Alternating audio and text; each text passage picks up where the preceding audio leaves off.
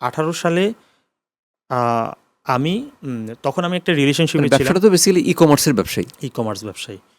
E commerce ব্যবসা হওয়ার কারণে এটা আমার জন্য আরেকটু সহজ হয়ে গেল। ই কমার্সে ব্যবসা আমরা ছোটো ছোটো ক্যামেরা বিক্রি করতাম, মানে যেটা হচ্ছে যে মানে এটা কি বলবো, ছোটো অ্যাকশন ক্যামেরা যেগুলো খুবই বাজেট ফ্রেন্ডলি, 8-9 হাজার টাকা দিয়ে পাওয়া যেত।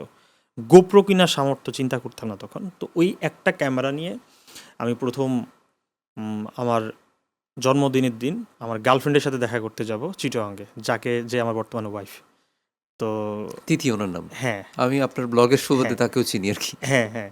তো যেটা হচ্ছে যে ওর সাথে ওইখানে পড়াশোনা করতো, সেই কারণে আমার ওইখানে মানে একটা যে ঢাকা থেকে চিটং যাব, এখন সেটার জন্য আমি প্রথম জীবনে ফ্লাইটে চড়বো।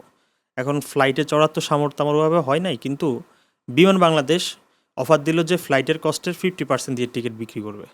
3,000 টাকা যাইতে লাগবে, আমি 1,500 টাকা দিয়ে টিকিট কাটলাম। আমি প্রথম ফ্লাইটে চড়তেছি, আরে খুবই এক্সাইটেড আমি তো একটা পাঠাও কল দিলাম, পাঠাও বলতেছে, লোকটা বলতেছে যে আপনি কি রেগুলারই কি মানে ফ্লাইটে চড়েন? আমিও ভাবনি, বলি হ্যাঁ ভাই রেগুলারই। মানে এটা কিন্তু আমার জীবনে প্রথম। আচ্ছা আচ্ছা, মানে থাকে না যে মানে একদম তাকে বলে দিলেন যে আমি রেগুলার ফ্লাইটেই। হ্যাঁ, মানে উনি বুঝতেছে যে আপনার ফ্লাইট কয়টায়, আমি তার আগে পৌঁছাই দিব, হ্যান ত্যান মানে বলতেছিল। মানে তখন একটা ভিতরে অন্যরকম একটা কাজ করতেছিল, এক্সাইটমেন্ট কাজ করতেছিল। যে ফ্লাইটে চড়বো, জীবন এটা কেমন হবে, এটা আকাশ দিয়ে যায়, এটা একজন পাইলট আকাশ দিয়ে নেওয়ার পর মেঘ দেখতে পাবো, মানে অন্যরকম। যে টাকাও বেশি না, বাসে যাইতে 1,000 টাকা লাগতো, সেখানে আমার আরও 500 টাকা দিয়ে হয়ে গেল। এই যে পুরো স্টোরিটা আমি প্রথম আমার ক্যামেরা বন্দি করলাম, জীবনে প্রথম ফ্লাইটে চড়া, এবং সেটা মাত্র 1,500 টাকায়।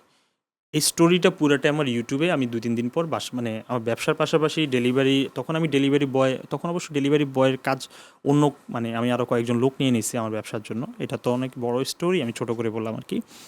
তো ওই ভিডিওটা ইউটিউবে 4.5 লাখ ভিউজ আসলো। প্রথম ভিডিও, একদম প্রথম ভিডিওই। মানে সেখানে হচ্ছে যে এটা টাইটেলটা মানুষকে অনেক আকর্ষণ, যে জীবনের প্রথম বিমানে উঠলো কোনো একটা ব্যক্তি, তখন কোনো একটা ব্যক্তি ছিলাম, শিশিরদেব নামটাও তো তখন আর মানুষ জানতো না। তো তাও 1,500 টাকা কীভাবে পসিবল? তখন আমি পুরো প্রসেসটাই দেখালাম যে বিমান বাংলাদেশই অফার দিল এসে। এই যে প্রথম ভিউজটা আসলো, মনের ভিতরে তো একটা লাড্ডু ফোটা শুরু হইলো যে আরে ভালোই তো।